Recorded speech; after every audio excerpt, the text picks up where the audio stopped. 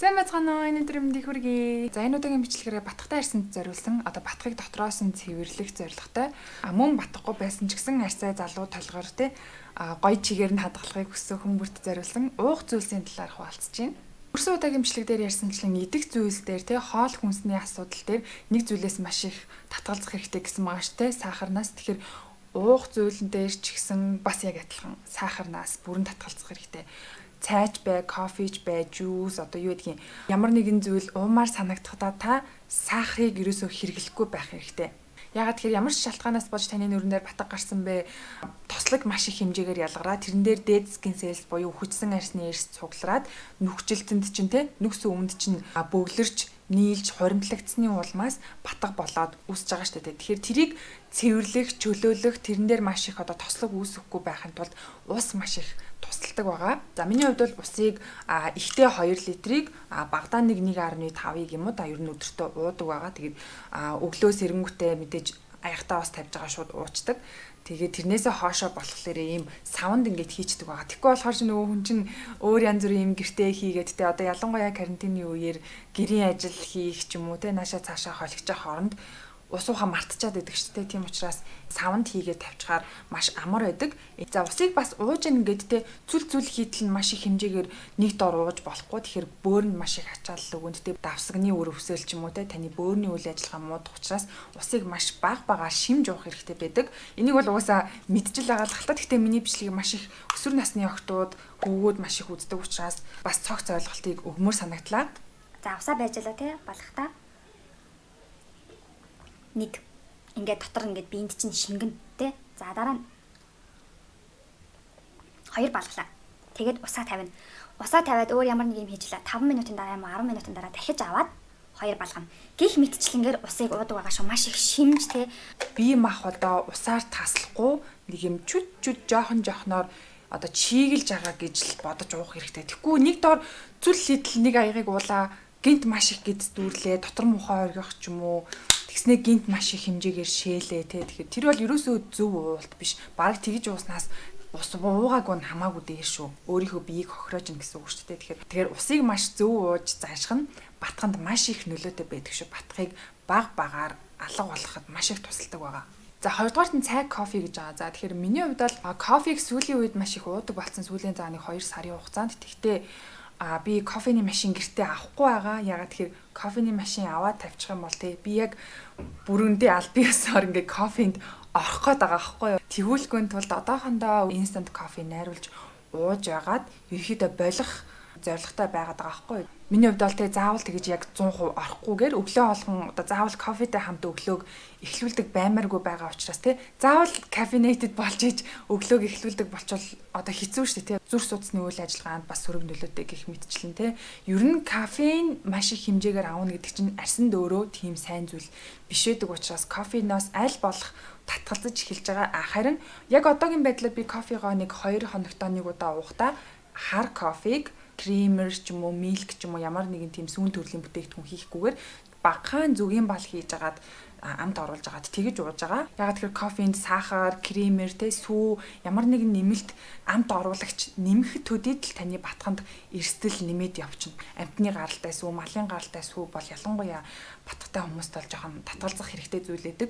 Харин би яг ийм зүгийн балтай хар кофегоо уусан өдрөө ус нөгөө 2 литр ууж байгаа шүү дээ. Дахиад нэг 500 г их ч юм уу жоохон нэмхийг хичээдэг. Ягаад тэгэхээр кофе уусан үед хүний биений ус дутагдаж эхэлдэг байгаа тий. Хэрэг кофе уун тэрнийхээ хэмжээгээр ус давхарлаад маш сайн ууж ах хэрэгтэй байдаг байгаа. Цайны хувьд бол би ногоон цэвэр цайг уудаг гэж би түрүүчийн бичлэгтэр хэлсэн байгаа шүү дээ. Ногоон цайны хувьд бол би Америкаас ирэхдээ яг Whole Foods дэлгүүрээс matcha green tea-г аваад ирсэн байгаа. Тэр маань ерөнхийдөө дуусах төгсөж байна.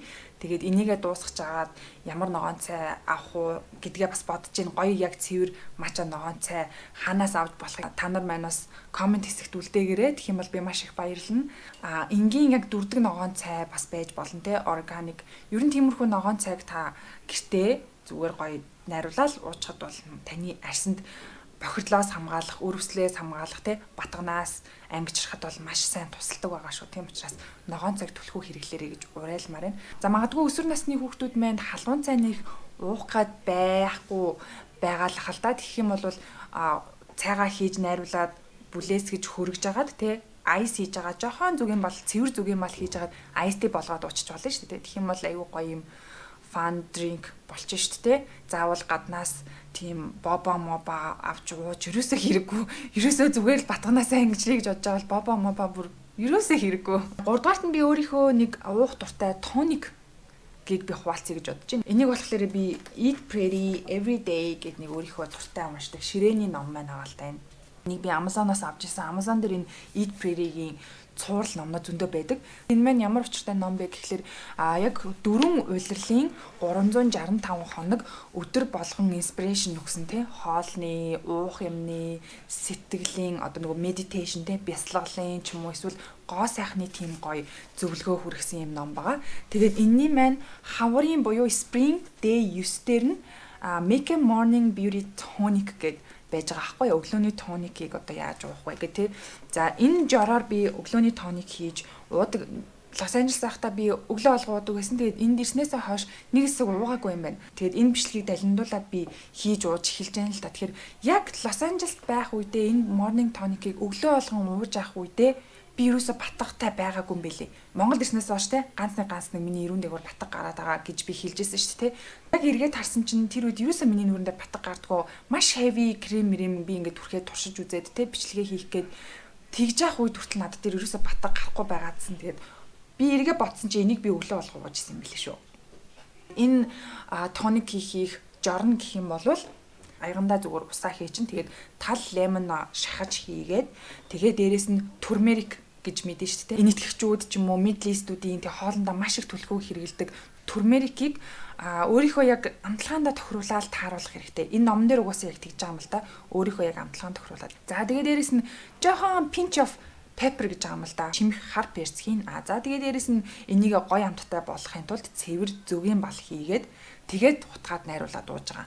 Жорно болохоор ийм. Энэ маань ямар үр нөлөөтэй вэ гэхлээр тал лимоныг шахсан шүүс нь тэр өдрийнхөө одоо витамин C-г авах боломжийг өгж байгаа. Мөн турмерик болон хар перц нь болохоор шүнжэнгөө бидний бие болохоор өөрсдөө нөхөн сэргээхийн тулд те тархлаагаа сайжруулахын тулд маш их ажиллаж идэг юм байна л да. Тэгээд мөн ходоодд чинь те шин тэжээлтэй байдас оруулахын тулд ходоод чинь бэлтгэж өгөхийн тулд турмерик хар перц хоёр чинь маш сайн ажиллаж байгаа юм байна л да. Бид нэр тэрийг хараахан мэддэггүй те. Дээрээс нь цэвэр зүгийн бал нэмжих юм бол үрвслийн эсрэг тий антиоксидант гэж үйлчилдэг байгаа. За антиоксидант үрвслийн эсрэг тий антиинфламатори гэдэг нь яг юу вэ гэхэлэр таны нүүрэн дээр батга гараад байгаа чинь үрвсэл явагдаад байгаа байхгүй. Тэр үрвслийг дарахын тулд эдгээр зүйлс чинь бүгдээрээ үйлчлэнэ гэсэн үг. Тийм учраас батганаас олж зовж байгаа эрүү хэсгээр тий дух хэсгээр маш их батганаас болж зовж байгаа бол энэ дринкийг өглөө болгон ууж заншаарай.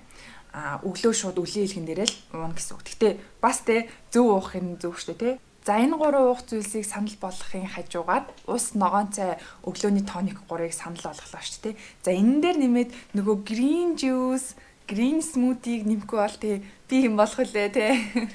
Миний хамгийн их үзэлттэй буюу 127 мянган хүн үзсэн байгаа green juice хийдэг бичлэг маань агаа л та. Тэгэхээр тэрийг бол би Америкт тахта маш их удаг байсан. Green juice бол арьсанд маш их хэрэгтэй жуус байдаг. Навчит ногоонуудын шүүсийг шахаж уух бол маш их витамин эрдэс бодисоор баялаг те. Арьсыг гоё цаанаасаа л нэг өнгөлөг байлгаад байдаг тэр жуусыг ууж хаад. Заавал жуус шахах гээд байхгүй те. Яг өөрсдийнхөө боломжинд тааруулаад гоё смути хийж ууж болно. Надаас зөндөө олон охтууд асуудаг байсан. Жуус ууснаас смути хийгээд уучвал ямар ялгаатай вэ гэхээр мэдээж ялгаатай. Жуус бол 2 дахин илүү үр дүнтэй. Ягаад тэгэхээр тэр ногооны яг цэвэр шүүсийг шахаж байгаа учраас тэр витамин нь тэр чигтээ таны биед очно гэсэн үг. Хэд дахин их одоо ногоо ашиглаж штэ тэ. Смути ч юм болохоор тэ нэг өөрцөө, нэг алим, нэг спинач одоо юу гэдэг тэднүүсийнхаа шин тэжээлийг аавна гэсэн үг байхгүй юу? Яг үр дүнгийн хувьд бол багасч байгаа. Гэтэ уугаагүйгээс хамаагүй дээр. Яг Монголд айтайхан олдоц ихтэй ямар ногоогоор гоё смути хийж ууж болох вэ гэд хийж үзлээ л дээ. Тэгсэн чинь ер нь бол миний хувьд бол арьсанд хамгийн их үр дүн үзүүлэх арьсыг дотроос нь эмчлэх үрвслийг нам дарах ногоо бол ерөөсөө селери юм бэлээ. Би селерийг ерөөсөө баг ерөн селеригүүгээр амьдарч чадахгүй бах. Тэгэхээр би смутиндээ ч гэсэн селерийг оруулчлаа. Ер нь 50% нь бол селерийг заавал оруулах шаардлагатай юм гэж үзээд хамгийн гол орц болох селери буюу цоохор майлз. За тэгээд үүн дээр нэмээд өргөс тэмэх, лимон, тэгээд үүн дээрээ нэмээд жоохон нэг тийм амтлагаа нэмэх зорилгоор алин, банан нэмчихэж байгаа. За тэгэл болоо ерөөсөө. Ийм л хэдхэн юмар смути хийгээд уучхад бол янзтай. Ногоонуудаа, жимснүүдээ блендертэй хийчлээ. Нэг шингэн зүйл хийдэг те. Шингэн зүйл хийжээж эн чин холигдоод смути болдог байгаа шүү дээ.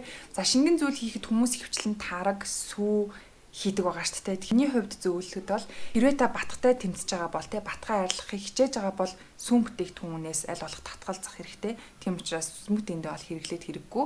Харин миний хувьд шингэн зүйлийг юу хийх байсан бэ гэхлээр нөгөө ногоон цай. Смутинд ногоон цай хийгээд те сонирн байж магадгүй. Тэгтээ энэ бол маш ухаалаг үйлдэл шүү. Бид нар ногоон цайг дангаар нь уудаг шүү дээ. Яг тэрэн шигээ ногоон цайгаа найруулад смутиндээ хийчихээр тэр чин давхар бенефит болоо авчиж байгаа юм л да. Мача ч юм уу тийм лаг цай заавал хийх шаардлагагүй, зүгээр дүрдэг ногоон цайгаа дүрж байгаа л хийчих. За үнэхээр ногоон цай байхгүй байх юм бол зүгээр л ус ичих. Эднүсийгээ блендердээд хэрвээ танд маш тийм селери милээ их хамтагтаад жоохон хэцүү санагдаад байвал дээрээс нь жоохон зүгийн бал хийчих болно. Цэвэр зүгийн бал хийчих болно. Миний хувьд бол зүгийн бал хийгээд их нэг шаардлагагүй. Угаасаа алин банан орсон учраас хангалттай свит болчихж байгаа. Тэгээд яг уу зүгийн бал хийж болно шүү гэдэг утгаар нь зүгийн бал хийлээ. Тэгээд өглөө өдөр оройныхоо аль нэг хоолнд нь орлуулад хэрэгжилчихэд бол маш их шин тэжээл эрдэс бодисоор ханхаас гадна арсанд чинь маш их эмчилгээ болж өгдөг байгаа шүү. За тэгээд энэ дөрвөн уух зүйлийг танд гэртээ хийж угаарай гэж санал болгомоор байна. Энэ дөрвийг ууж исэн тохиолдолд бол нэг хажуугаар нь их жуус мөс уух гад байхгүй баха. Гой цайгаа уугаад, гой усаа уугаад, смутиг уугаад өглөөний энэ тоник уугаад хахад бол миний хувьд л жуус уумар санагдаад, газтай ундаа уумар санагдаад ч юм уу те. Би угаасаа газтай ундаа уудаггүй хүн. Тийм учраас нэг газтай ундаа уумар санагдаад ч юм уу те. Тэгээд байдаггүй. Өглөө 10-11 цаг болж байна. Өглөөнийхөө тоникийг ууж байна. Асуулт ирсэн байна. Төрсний дараа арсны бүтэд өөрчлөгдөн гэж байх уу? Холимог арстай байсан T-зоноор тослог тэгсэн одоо хуурай болоод амар арзаагаад байхын Cosrx-ийн Snail Mist-ийн 96 Essence түрхээр арс хуурайшгүй хэрнээ улаагаад байхын тараад байгаа юм шиг гүйч юм шиг гэсэн байна. За төрсний дараа арсны бүтэц буюу арсны одоо төрөл бол өөрчлөгдөж болно. Угаасаа зүгээр улирал солигдох төдийд л хүний арсны төрөл бол өөрчлөгдөж байдаг. Өвөлдөө маш хуурай, зундаа илүү их тослог болдог ч юм уу те. Ялангуяа эмэгтэй хүн жирэмсэн болох тэгээд төрөх, төрсний дараах гэх мэтчлэнгээр яг энэ цаг хугацаанд бол эмэгтэй хүний арсны төрөл өөрчлөгддөг. Тослог байж байгаад хуурай болж болно, хуурай байж байгаад тослог болж болно. Гол нь тэрийг яг өөрөө мэдрээд хуурай байгаа бол хуурай арсны арчилгаа хийгээд тослог байгаа бол тослог арсны арчилгаа хийх хэрэгтэй. Харин Cosrx-ийн Snail Mist-ийн 96 Essence түрхээр арс хуурайшгүй хэрнээ улаагаад байна гэж энэ Snail Mist-ийн Essence бол яг хуурай арсны Essence бол биш байгаа. Тослог холимог арсанд бол маш гоё тохирдог. Одоо heavy биш хэрнээ айтаахан гоё чийгшүүлээд өгдөг тийм Essence байгаа. Яг хуурай арстай байгаа бол та арай өөр сайн чийгшүүлэх Essence хэрэглээрэй гэж зөвлөмөр байна. Одоо жишээ нь I'm From-ийн Mugwort Essence ээж болж байна. Makeup Essence ээж болж байна. Маш гоё чийгшүүлдэг те яг цэвэр хуурай арсанд зориулсан Essence-нууд байгаа шүү дээ. Харин энэ Essence-ээ түрхэхээр улаагаад байна гэж байна шүү дээ. Тэгэхээр улаагаад байгаа бол зөвхөн энэ Essence-нээс болоог байхаа гэж би бодож байна. Энэ Essence өөрөө түрхэхээр нэг улаагаад байхаар Essence бол биш. Бусад одоо цэвэрлэгээндээ тий цэвэрлэгээний бүтээгдэхүүн ямар цэвэрлэгч хэрэгжилж байна, cleansing brush хэрэгжилж байна уу? Эсвэл ямар нэгэн actives хэрэгжилж байна уу тий? Одоо peeling pad ч юм уу, scrub ч юм уу, тиймэрхүү төрлийн бүтээгдэхүүнүүдтэй анхаарад аль нь таны арсыг улаалгаад байна гэдгээ харах нь зөв болов гэж бодож байна. За энэ удаагийн бичлэг ингээд дуусж байна. Натаа хамтайсан баярлалаа. Өмнөх бичлэг дээр гарсан хоол хүнсийг хэрэглээд энэ бичлэг дээр гарсан уух зүйлсийг уугаад байхад бол миний бие дотроосоо ол те өрслөөс хамгаалаад батганыхаа асуудлаас бол бүрэн ангижирч байсан шүү. Тэгэхээр миний энэ туршлага та бүхэнд маш их туслана гэж найдаж байна. Тэгээд дараагийн бичлэгээр уулзлаа. Бай.